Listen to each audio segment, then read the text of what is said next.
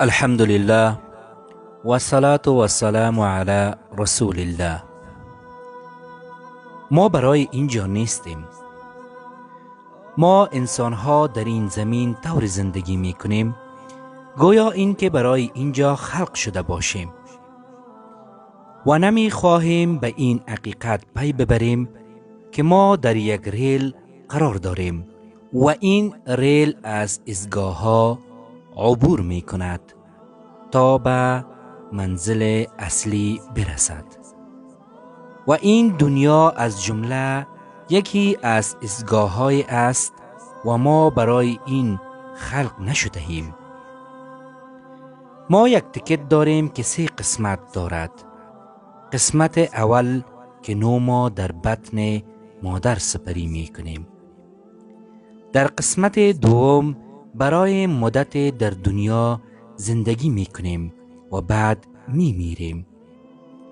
و قسمت سوم که مربوط آخرت می شود، یا به بهشت خواهیم رفت یا به جهنم و این منزل نهایی ما می باشد.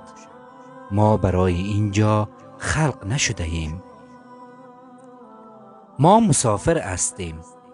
به همین دلیل رسول الله صلی الله علیه و سلم فرمود که در این دنیا مثل مسافر باش و در حدیث دیگر می فرماید مثال من در این دنیا مثال شخص است که در صحرا در سفر است و یک درخت را می بیند و زیر سایه درخت برای لحظه استراحت می کند و بعد به سفر خیش ادامه می دهد.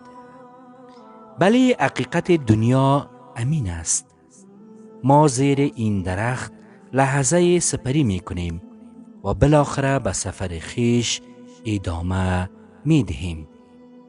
آیا می توانید وقت را متوقف کنید؟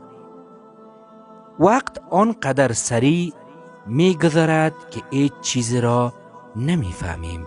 هر لحظه ثانیه‌ای که می گذرد یا به خیرتان است یا به شرتان است.